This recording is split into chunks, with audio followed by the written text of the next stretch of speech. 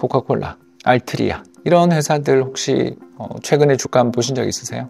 죄다 다 S&P 500 지수를 밑돌고 있죠. 배당을 잘 주는데 왜 이런 회사들이 S&P 500에 밀리고 있는가?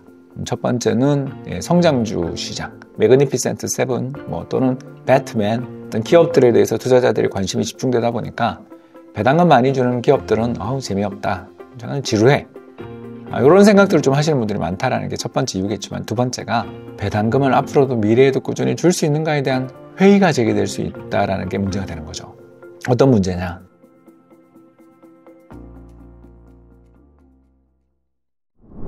안녕하세요. 이코노미스트 홍춘욱입니다. 오늘은 배당주 관련돼서 흥미로운 질문을 가지고 우리 조 PD님 오셨습니다. 안녕하세요.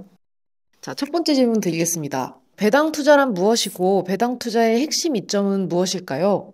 가장 기본적인 주식 투자 방법입니다.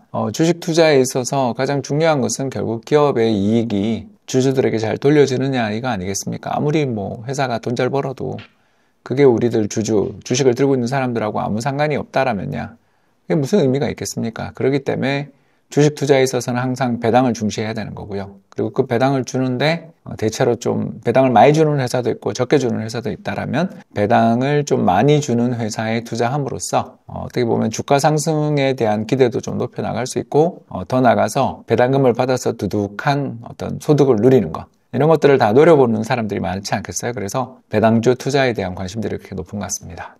배당 성장주와 고수익 주식의 차이점은 무엇일까요? 일단 배당 성장주가 제일 좋은 주식이고요.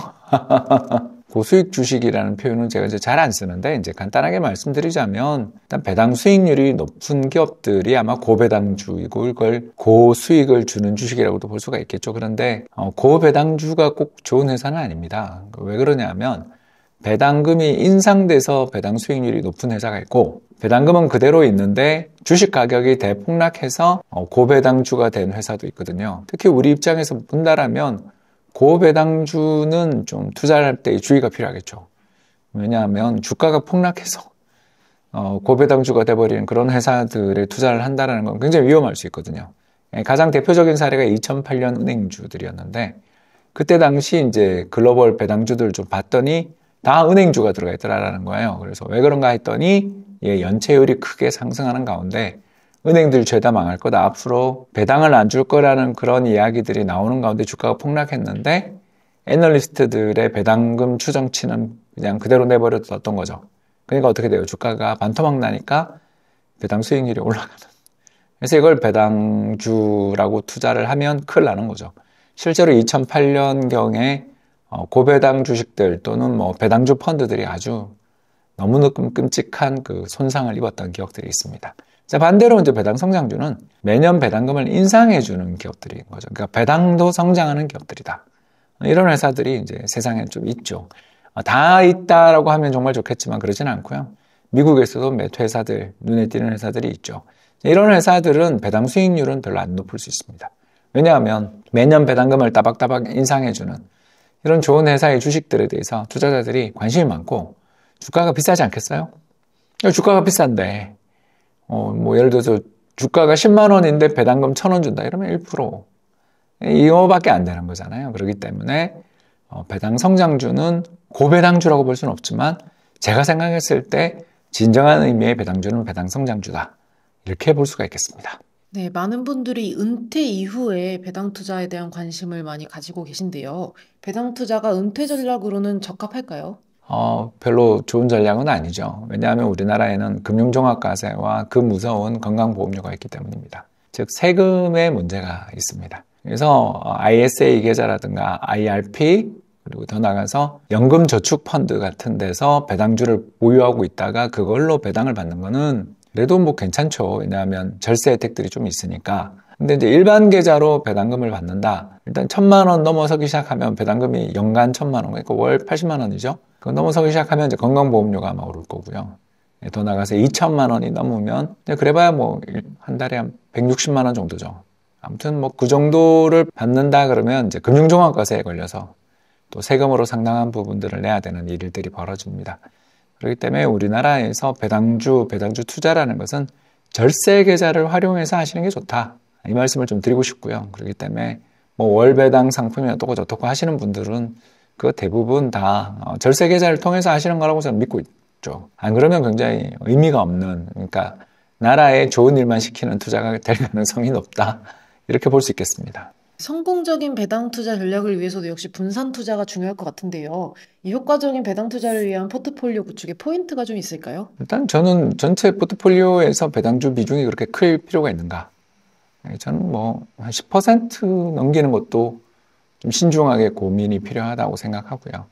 그래서 전체 자산 포트폴리오를 우리가 투자 5분법을 한다. 예를 들어서 그러면 전체 자산의 이제 20%씩을 한국 주식, 미국 주식, 미국 국채, 한국 국채, 금 이렇게 투자를 하게 되는데 벌써 여기에서 이제 국채에 투자를 하면 이자가 나오니까 여기서 벌써 이제 세금 문제가 생길 수 있는 가능성이 있는 데다가 여기에 또 주식에 투자했는데 그게 고배당주를 각각 예를 들어서 10%를 투자했다 그러면 금융자산에서 차지하는 배당금의 비율이 점점 높아질 가능성이 생기고 배당금의 비중이 높아지게 되면 금융종합과세 문제가 생길 거라는 것을 금방 느낌이 오실 거예요. 그러니까 이 사례에서 보는 것처럼 우리 전체 자산 포트폴리오에서 배당주 비중이 20% 넘어가는 게 과연 그게 적합한가에 대해서 고민들이 좀 필요한 것 같고요. 저는 기본적으로 글로벌 금융시장의 흐름 자체가 아직도 성장주로 가고 있기 때문에 배당주의 상대적인 성과들이 최근에 그렇게 좋다고 말 못하기 때문에 배당주에 대해서 전체 자산, 주식 투자 자산의 막 절반이다 또는 뭐 30%다 이렇게 투자하는 거가 적합한가에 대해서 의문을 좀 가지고 있고요. 더 나아가서 이 배당주 투자가 왜 그토록 어려운가에 대해서 글로벌 배당주에 대해서 잠깐 이야기를 하자면 코카콜라, 알트리아 이런 회사들 혹시 최근에 주가 한번 보신 적 있으세요? 죄다 다 S&P 500 지수를 밑돌고 있죠. 배당을 잘 주는데 왜 이런 회사들이 S&P 500에 밀리고 있는가? 첫 번째는 성장주 시장, 매그니피센트 세븐, 뭐 또는 배트맨, 뭐 다 좋아요. 아무튼 이런 식의 어떤 기업들에 대해서 투자자들이 관심이 집중되다 보니까 배당금 많이 주는 기업들은 재미없다. 저는 지루해. 이런 생각들을 좀 하시는 분들이 많다라는 게 첫 번째 이유겠지만 두 번째가 배당금을 앞으로도 미래에도 꾸준히 줄 수 있는가에 대한 회의가 제기될 수 있다라는 게 문제가 되는 거죠. 어떤 문제냐? 바로 최근에 혁신적인 비만 관련 신제품 나온 거 아시죠? 저도 잘 맞았는데요. 근데 그거를 맞고 난 다음에 담배를 끊었거나 술을 끊었거나 심지어 청량음료 끊었다라는 이야기 들어보신 적 없으세요? 최근에 그게 상당히 중요한 의료계 이슈로 부각되고 있습니다. 심지어 치매가 낫고 불임마저 해결이 됐다라는 보도들과 연구 결과들이 나오고 있어요. 그러니까 만성염증을 해결하는 데 굉장히 도움이 된다고 합니다. 자, 왜 그런 일이 벌어졌나? 일단 살 빼서 사람들이 뭐 성향이 바뀌었나 보다 정도로 현재까지 나오고 있지만 수많은 추적 조사의 결과에 따르면 상당히 의미 있는 데이터들이 쌓이고 있다는 거고 이게 어느 방향으로 가게 될지는 우리가 아무도 모르는 거죠. 그래서 담배를 파는 회사는 뭐 이게 바뀌겠어? 청량음료 이거는 언제 어떻게 되더라도 잘 팔릴 거야. 햄버거 이게 안 팔리겠어? 뭐 이런 식의 어떤 우리가 상상 또는 투자를 해온 사람들 입장에서 최근에 그런 술이라든가 담배라든가 청량음료 회사들의 주가가 못 오르거나 빠지는 일에 대해서도 우리가 고민을 해볼 필요가 있는 거죠. 결국 제가 하고 싶은 이야기가 뭐냐면 이런 배당 투자라는 게 상당히 매력적이고 투자의 기본인데 그걸 배당금을 갖고 이야기를 하는 것보다는 배당 성장주를 찾아야 되고 성장이 있는 배당의 성장이 있는 기업들을 찾다 보면 그렇게 투자할 대상들이 그렇게 많지 않기 때문에 선별 작업들을 상당히 신중하게 해야 된다.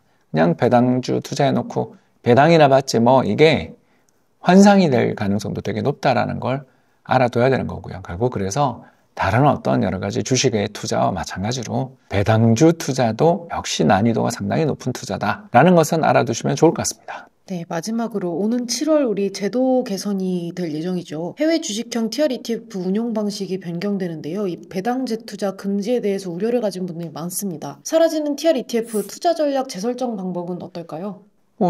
TR이 없어지면 PR만 해야죠. PR이 이제 프라이스 리턴이고요. 그래서 매매 차익으로 이제 성과를 내는 펀드가 일반적인 대부분 ETF고요. 그래서 이제 배당금 받은 거를 재투자하는 게 꼭 필요하다고 저는 생각합니다.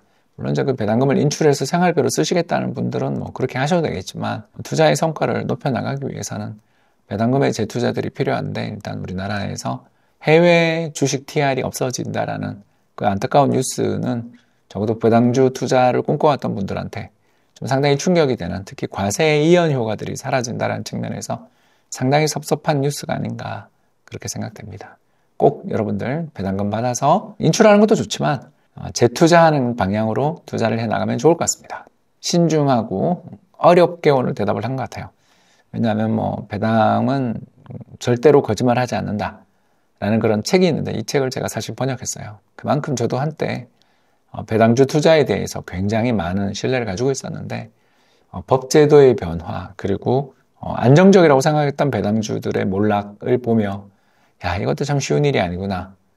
참 시장이 폭락했을 때 배당주 사는 정도는 충분히 해볼 만하지만 그런 게 아닌 정말 꾸준한 지속적인 배당에 대한 어떤 기대 또는 배당 투자를 통한 성공은 참 그게 실력이 많이 필요하고 공부가 많이 필요하구나 라는 그런 생각들을 하게 되는 연구 또는 경험이었던 것 같습니다. 지금까지 경청해 주셔서 대단히 감사합니다.